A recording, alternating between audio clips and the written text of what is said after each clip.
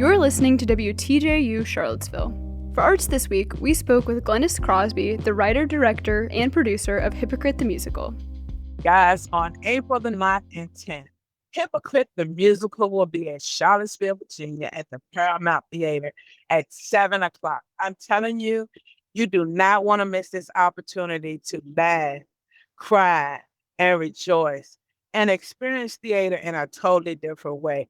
We are coming from Richmond, Virginia with the best singers, with the best story, and we are so excited to be in Charlottesville on April 9th and 10th at the Paramount Theater. So, what was your inspiration for creating Hypocrite the Musical? I've always been a writer. I've written short stories and put them away, never thought about it. But one day I was in Washington, D.C. in a snowstorm, and I looked to my left, and it was this beautiful white cathedral church. And I was mesmerized by the church. But when I looked down at the base of the church, it was homeless people in the freezing snow. And I just thought, what could happen if we could just open up those doors and let them in an empty place with heat, running water, and to keep them safe? And that's just started the whole thought of Hypocrite the Musical, of what can we do? Not that we're doing terrible, but I think we could do so much more to help people that don't look like us, right? That was the context of the thought. And so I started thinking about people that I've met in the church. Characters in my play are people that I know. Auntie, uncle, people that go into church. But I didn't want it to be sad. I wanted it to be funny. I wanted people to come in and have a good time because we produced this show the first time in COVID, and I was feeling pretty down, and I just wanted people to laugh, and I wanted them to hear music that they knew and enjoy it and leave laughing, but also testing our thoughts about homelessness and people that don't look like us. It is a good story to tell, but when people come to the show, I want them to worship and enjoy themselves and laugh and cry and sing along and reminisce on their song when life was hard for them. And that's what penetrates the heart. So, it's a comedy play, but it's taking place in the church where I feel like we don't always associate comedy and humor. So, like, how did you balance those two different tones and bring them together? I really didn't. I'm going to be honest with you. The source that poured down on me balanced it out because I will wake up every morning at 3 a.m. and the words would just come in. Before I knew it, the play was done. And sometimes I don't even remember writing the words.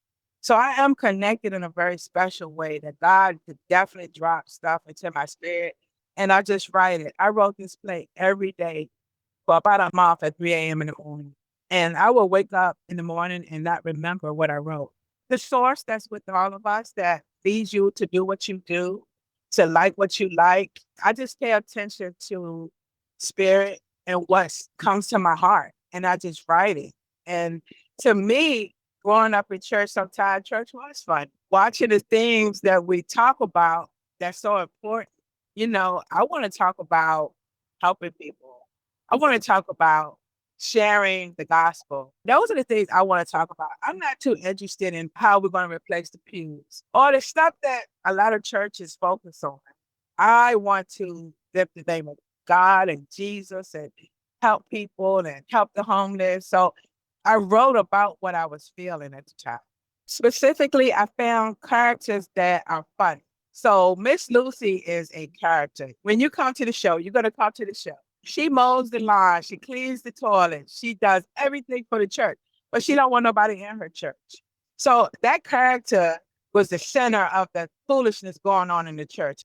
And then it's serious people in the church, and it's great singers in the church. It's all of these people that make up a body.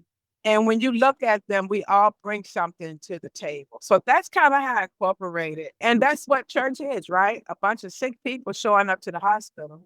That's where we go to church to be better at being people and being human. We go to church, but you're going to meet sick people along the way, and you're going to meet great people along the way. Can you tell us a little bit more about your cast? My actors are so funny. I tell you, every time I go to rehearsal, I'm cracking up, and I've seen it 50 times.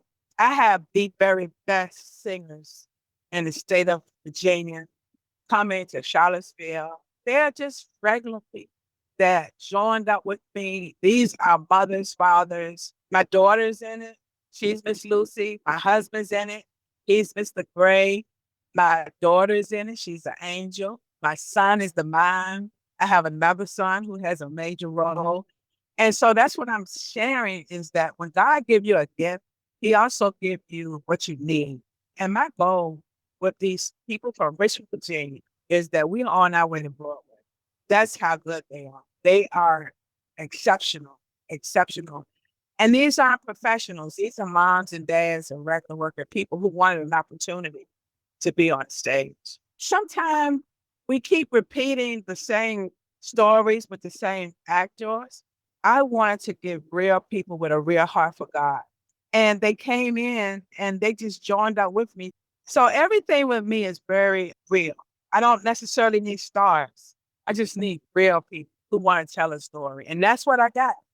And it's an exciting times. One thing we're doing, I'll come into Charlottesville and I'm actually working with the students at MLK theater program. We're going to add them into the show as well.